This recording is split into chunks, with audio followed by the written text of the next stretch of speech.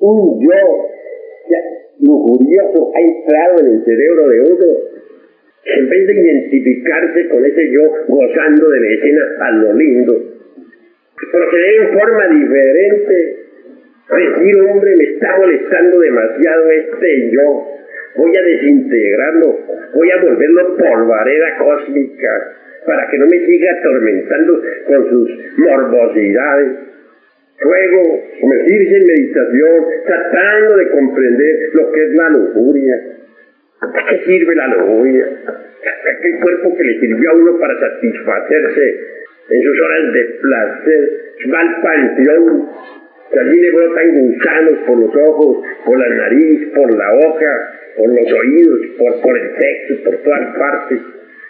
Después, ¿y qué? Prosiguiendo, un esqueleto, no, hay un esqueleto y eso es todo. Un esqueleto con el que gozó, qué tonto fue uno. Cuando uno llega a entender eso, se hace consciente de lo necia que es la lujuria. Ya que uno lo ha entendido, entonces a suplicar a su madre propia, a esa madre divina que lleva en su interior, a esa virgen inefable, se desintegre ese yo horrible de la lujuria, ese que le estuvo atormentando la mente. Sucede que dentro del centro intelectual, aquí adentro, tenemos nosotros muchos rollos con escenas de morbosas, rollos de película ahí donde están escenas de ira, rollos donde aparecen las cantinas, rollos donde aparece el dinero, la codicia, etcétera, etcétera. Los yoes usan esos rollos para proyectárselos a uno en la pantalla de la mente y engordarse, fortificarse, hacerse más y más poderosos. Nosotros necesitamos destruir a esos yoes, porque si nos identificamos con ellos, si les hacemos el juego, pues ellos agarran fuerza y cada día se hacen más potentes. Conforme uno vaya desintegrando esos yoes, la esencia, la conciencia que normalmente se encuentra embotellada entre ellos, se van liberando. Entonces uno va despertando en otras regiones. Durante las horas esas en que el cuerpo duerme, uno se irá viendo consciente y fuera del cuerpo. Cuando ya el 100% de conciencia esté despierta, entonces uno estará iluminado, podrá ver, podrá oír, podrá tocar, podrá palpar la verdad. Podrá entonces platicar con los seres inefables cara a cara. Podrá conocer los misterios de la vida y de la muerte. Pero ya les digo a ustedes, necesitamos autoobservarnos. Conforme nos vayamos autoobservando, el sentido de esa autoobservación psicológica se irá desarrollando y desenvolviendo. Y cuando ese sentido se desarrolle, entonces podremos ver al yo que estemos trabajando. Si estamos trabajando un yo de ira, lo veremos. Ese yo aparecerá ante nuestra vista.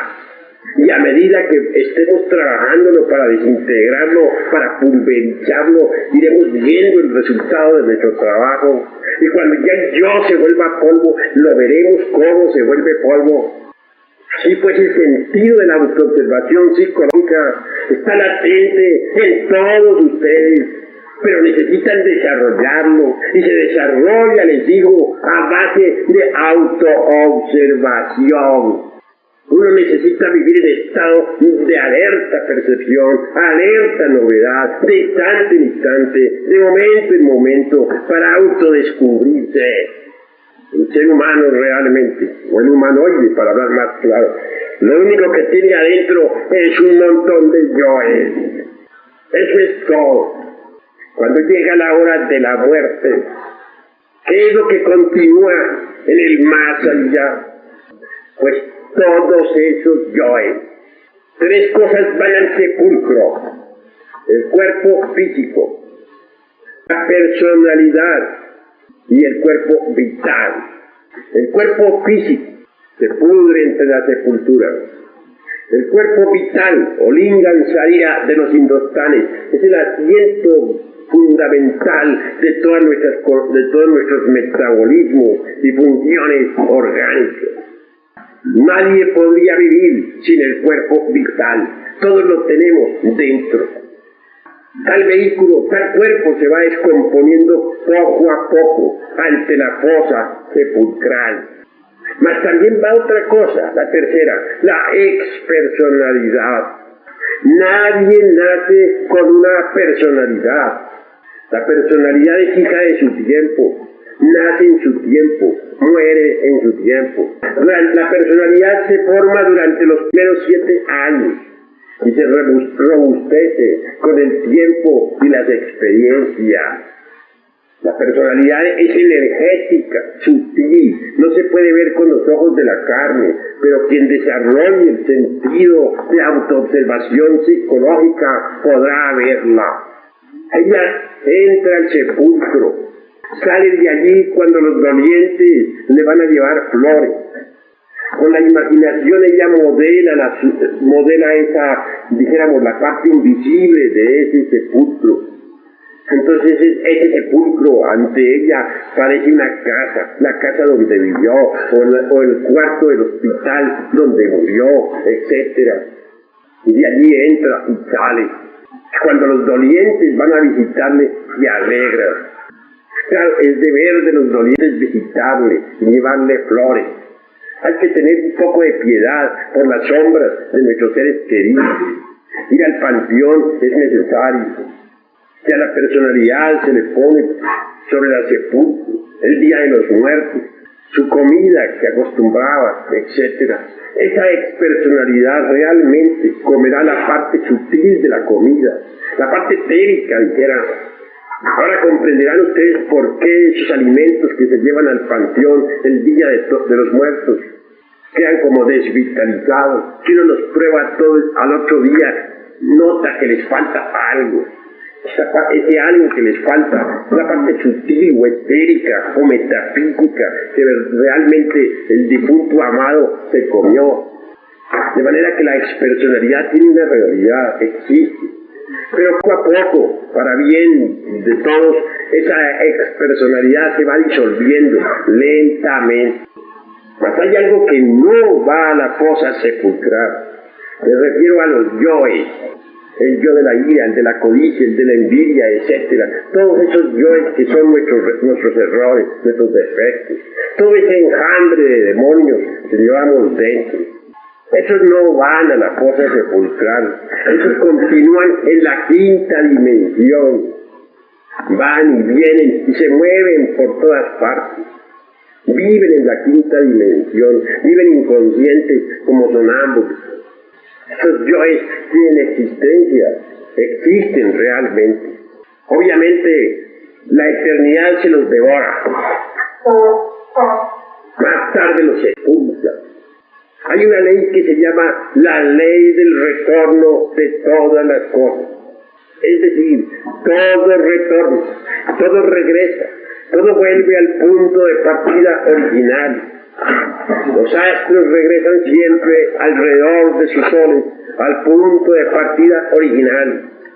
Los átomos dentro de las moléculas, en órbita alrededor de sus centros de gravedad, regresan al punto de partida original. ¿Por qué seríamos nosotros una excepción? ¿Por qué? Si regresan las estaciones, si regresan los átomos y los astros, si todo vuelve al punto de vista de partida original, ¿por qué nosotros podríamos ser una excepción? Dios no viola sus leyes, ellas siempre son inmutables. Así pues, es necesario entender que los astros y nosotros todos regresamos. En su tiempo y en su hora, la esencia, la conciencia, quiere volver y vuelve. ¿A dónde vuelve? Se nos ha dicho que continúa en la semilla de nuestros descendientes. Y así es. Así es. Obviamente, los seres humanos todos tienen un 3% de conciencia despierta y un 97% de conciencia dormida. Pero ese 3% de conciencia despierta no está embotellado. Lo que está embotellado es el 97% de conciencia. El 3% suele ir de conciencia libre, impregna al huevo fecundado en su tiempo y en su hora. Y entonces se forma un nuevo organismo dentro del vientre materno. Uno va a nacer entre aquellas parejas con las que está relacionado. Está relacionado por vínculos de sangre. Normalmente continúa en la semilla de sus descendientes, pero continúa. Y allí vuelve. Repito, la esencia impregna al huevo fecundado y se forma un nuevo cuerpo físico. Ese cuerpo se forma entre el vientre materno. Los ángeles del destino dotan a ese cuerpo físico del principio vital, del asiento vital.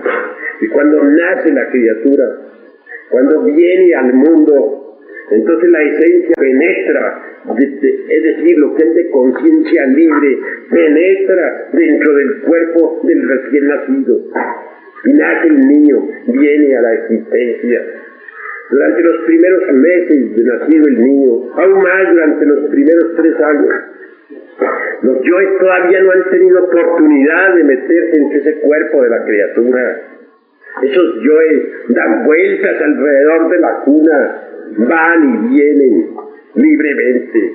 Quieren meterse, pero no tienen la oportunidad. Porque para meterse se necesita la personalidad y la criatura nace sin personalidad. Necesita formar una nueva y la forma durante los primeros 7 años de la infancia. Más tarde comienzan esos yoes a meterse dentro del cuerpo del niño. Entonces aparecen los primeros relámpagos de ira o de celo, etc. Pero mientras esos yoes no se han metido en el cuerpo de la criatura, el niño es absolutamente inocente. Sin embargo, el 3% de conciencia que tiene ahí metido entre el cuerpo le da autoconciencia. Le da conciencia despierta. De manera que un niño tiene conciencia despierta. El niño recién nacido está despierto y nosotros no. El niño recién nacido nos ve a nosotros como somos. Y nosotros creemos que él no se da cuenta de nada. Pero cuán equivocados estamos. Él está despierto y nosotros dormidos. Él nos mira con piedad y nosotros creemos que los piadosos somos nosotros. Él recuerda su vida anterior y los seres humanos comunes y corrientes no la recuerdan. Él está en contacto con el mundo invisible, ve a sus amigos de la quinta dimensión que van y vienen, a veces se sonríe, a veces está triste y nosotros no entendemos. Me recuerdan en estos momentos. Me recuerdo con claridad cuando yo era un niño, nací con conciencia despierta. Recuerdo exactamente el instante en que nací. De pequeño podía recordar mis vidas pasadas, recordaba mi antigua existencia, recordaba todos mis seres queridos y lloraba. Pero mi buena madre pensaba que lloraba de hambre o de sueño. Y claro, venía a atenderme. Y fui creciendo y no se me olvidó mi existencia anterior, ni mis existencias anteriores, porque uno viene a este mundo realmente muchas veces. Yo recuerdo con exactitud el momento en que desencarné en mi pasada existencia. Recuerdo cuando el galeno tomó el pulso de mi mano y luego sentándose en la única silla que existía entonces en esa casucha horrible donde desencarné, moviendo la cabeza negativamente, dijo: este caso está perdido. Cuando él se retiró, un frío tremendo invadió mi cuerpo. La buena mujer que me acompañaba solamente oró suplicando a San Pedro, a San Pablo, a los santos inefable. Mas todo fue inútil. Luego sentí unas manos que me agarraban por la cintura. Tales manos me sacaron fuera del cuerpo. Era el ángel de la muerte, porque de ellos hay legión. Con su voz cortó el hilo de la vida. Y lo sutil que Martin Lozán Rampa llama el cordón plateado. Algunos llantos más llegaron a mis hijos espirituales. Ya había desencarnado. Pasó algún tiempo antes de que volviera a tomar cuerpo. Un día, uno de los ángeles de la ley, uno de los señores del karma acercándose me dijo: Maestro Samael Aumbeor, ya todo está listo, sígame. Y yo le seguí. Y él penetró a lo largo de un viejo pasadizo, empedrado. Llegó a un patio lleno de macetas y yo le seguí. Atravesó por una sala. Yo iba atrás de él. Y al entrar a una recámara, llegaron a mis oídos los sufrimientos de una mujer que tenía dolores de parto. Leí vi algo más. Un hilo muy sutil me conectaba con ese cuerpecillo que estaba por nacer. Y nació la criatura. Y en el instante en que hizo su primera respiración, me sentí atraído instantáneamente hacia el interior de aquel cuerpecito. Esto es algo, sentí algo muy similar a lo que siente una persona que duerme y alguien viene y la toca. Instantáneamente esa persona despierta. Yo al despertar me encontré metido dentro de un nuevo cuerpo, un cuerpo de niño. Lloré sorprendido. Claro, aquella enfermera que atendía consideraba que eso era normal, porque así lloran siempre los niños que nacen. Más aún, recuerdo cuando después de la consabida operación aquella de cortar el cordón umbilical, se me colocó en el mullido lecho junto a mi madre. Un gigante enorme, porque así lo veía, pues mi cuerpo era pequeño. Se acercaba, me miraba y sonreía. Aquel gigante era mi padre.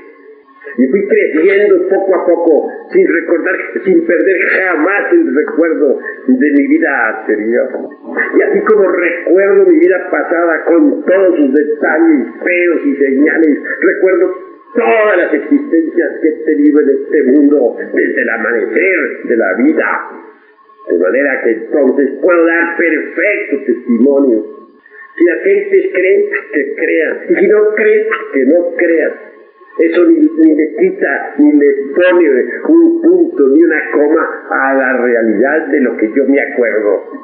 ¿Quién podría arrancarme de los sesos lo que me acuerdo? Si viniera un sabio, el sabio más grande del mundo, y me dijera: Señor, todo eso que usted dice es falso, yo diría: Señor, usted puede ser muy sabio, pero usted no puede arrancarme entre los sesos lo que yo me acuerdo. Es la verdad. ¿Cómo podría mañana alguien decirles a ustedes que ustedes no estuvieron aquí en esta sala? Y si alguien fuera un sabio y les dijera a ustedes que lo que tuvieron fue una alucinación, ustedes jamás estuvieron en esta sala, que nunca escucharon al maestro Samael Aumbeor, ustedes le responderían al sabio: Señor, usted puede saber mucho, pero que yo estuve, que lo estuve escuchando, eso sí que no me lo arranca a mí de entre los sesos. Así me pasa a mí con el recuerdo de las vidas anteriores. Conocí al egipcio y al romano, conocí la Atlántida y puedo hablar de ella. Vi cómo perecieron los atlantes. Soy un testigo de la aurora de los siglos. Yo vi salir la tierra entre el caos, y por eso doy testimonio, y por eso lucho, para poder hacer a las gentes partícipes de ese camino que conduce a la liberación final. Desgraciadamente las gentes, repito, tienen la conciencia dormida, y por eso aquellos que se burlan de mí, a veces no me queda más remedio que hacer lo que dijo el Cristo: Padre mío, perdónalos, porque no saben lo que hacen. Es obvio, están dormidos. Si estuvieran despiertos, no se burlarían. Entonces, ¿qué me queda? Perdonarlos, llamarlos. Eso es obvio. Sí, pues que bien vale la pena luchar uno por una autotransformación radical. Necesitamos cambiar, necesitamos ser diferentes, volvernos distintos. Esto solamente es posible eliminando de nuestra psiquis, eliminando de nuestro interior estos yoes diablos que personifican a nuestros errores. Algunos de ellos a veces toman gran fuerza eléctrica. Me refiero, por ejemplo, al famoso diablo prestidigitador. Ese yo, es un yo que algunas personas lo tienen. Se carga con la fuerza eléctrica sexual, sobre todo en los jóvenes, sean estos varones o hembras. Y tiene poder a veces para producir fenómenos físicos, mover mesas, dar golpes en determinados lugares, etc. Conocí el caso de una joven que era perseguida constantemente por un tal de su diablo prestidigitador. Era un yo de ella misma, no era de otra persona. Pero ella lo llamaba, le daba un nombre, le decía Luzbel. Sucedió que aquella mujer, que era una pobre criada, sufría lo indecible. Donde quiera entraba a trabajar y ahí la corría. ¿Saben ustedes por qué? Sencillamente porque en presencia de ella se suscitaban fenómenos espantosos, horribles. Los platos que iba a servir a la mesa de pronto resultaban por los aires. La comida, cuando ya estaba lista para comer, resulta que era llenada de pronto de arena, de piedra que caía no se sabe de dónde. Las mesas se levantaban solas en el aire, ruidos extraños en las bardas. La mujer siempre tenía dinero, porque el diablo prestidigitador le lanzaba siempre una monedita y a tostón. No era más que ya tostón, pero ella estaba contenta con su tostón diario. Los fenómenos eran terribles. A mí me tocó investigar el caso, yo lo vi. No tenía remedio, desgraciadamente, porque era un yo de ella misma. Ella misma lo había fabricado en alguna existencia anterior. De manera que el caso estaba perdido. Por ahí andaba la pobre mujer de casa en casa. Ya en ninguna parte la recibía. Cuando aparecía por ahí algún travieso, algún don Juan Tenorio, intentaba naturalmente abusar de ella, pues nomás no podía. ¿Por qué? Cuando iba a querer abusar de ella sexualmente, comenzaban los ruidos espantosos en el techo y a caer piedra. El pobre galán tenía que huir despavorido. Conocí ese caso, me consta, y de eso doy testimonio, pero era un yo de ella, un yo prestidigitador. Así pues, mientras uno no haya disuelto los yoes, uno no es más que un montón de diablos. ¿Qué es lo que continúa más allá de la muerte? Un montón de diablos. Lo grave es que a uno se le asignan ciclos y a 108 existencias. Si uno no puede o no es capaz de desintegrar estos diablos que uno carga adentro, ¿qué sucede? Al cumplirse las 108, pues va para abajo, ingresa en la involución sumergida de los mundos infiernos. Esos mundos existen. ¿Ustedes creen que el Dante Alighieri, el autor de la Divina Comedia, estaba loco? ¿Ustedes creen eso? ¿O creen que es un simple versito aquel salido de la mente alucinada de algún poeta? No, el Dante Alighieri era un iluminado, era un maestro, fue un iniciado. Y les digo, entre otras cosas, que el Dante Alighieri ya se reencarnó y vive actualmente otra vez en Italia. Es un maestro, de verdad, un maestro iluminado, y está consciente de que es un maestro. Si no estuviera consciente, pues sencillamente, pues no sería maestro. El Dante vive. El infierno del Dante tiene realidad. Él habla de los 9 círculos dantescos. ¿Acaso no hablan también nuestros antepasados de Anáhuac? ¿No hablan del Mictlán? ¿No nos dicen que tiene 9 círculos? ¿Y no hablan del infierno también los sufis mahometanos? ¿Y no lo mencionan acaso los parsis? ¿O los budistas? ¿O los chinos? De manera que los mundos infiernos están ubicados dentro del interior de la tierra. Así como existen dimensiones superiores, también existen infradimensiones. Ustedes ven esta mesa, aquí hay largura, aquí hay anchura, aquí hay altura. He ahí las 3 dimensiones. Mas existe una cuarta dimensión, que es el tiempo. Más allá de esa cuarta dimensión hay una quinta. Más allá de la quinta una sexta, más allá de la sexta una séptima. Y hay también 2 dimensiones superiores, que son 9 por todo. Mas debajo de este mundo tridimensional en que vivimos, hay también 9 infradimensiones ubicadas dentro del interior de la Tierra. En ellas viven los perdidos. Cuando se han cumplido las 108 existencias, ya no se le da a uno más cuerpo físico. Ingresa la involución sumergida de los mundos infiernos. Allí involuciona en el tiempo, hasta llegar a la muerte segunda. Repito, el Dante no estaba loco. Y el que se atreva a decir que el Dante estaba loco, ese realmente es un necio. El mundo ha reconocido al Dante y lo seguirá reconociendo, al autor de la Divina Comedia, al buen discípulo de Virgilio, el poeta de Mantua. Sí, pues que el Dante florentino, repito, no estaba loco. Y describió esos mundos inviernos en forma simbólica. No lo habló crudamente, lo dijo literalmente, porque en aquella época no se podía hablar como estamos hablando ahora aquí. Si él hubiera hablado en su forma cruda, pueden ustedes estar seguros que lo habrían quemado vivo en las hogueras de la Inquisición. Y tuvo que saber hacer la cosa, saber escribir inteligentemente para los comprensivos.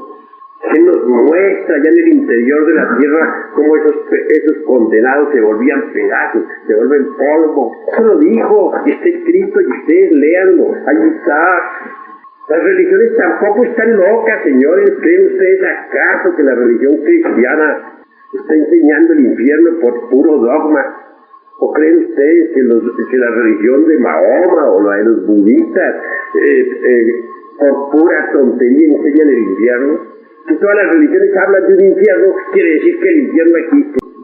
Pero mundos infiernos, mundos dentro de mundos, ubicados en las 9 dimensiones de la naturaleza y del cosmos. Si lo creen las gentes, que lo crean. Y si no lo crean, pues que no lo crean.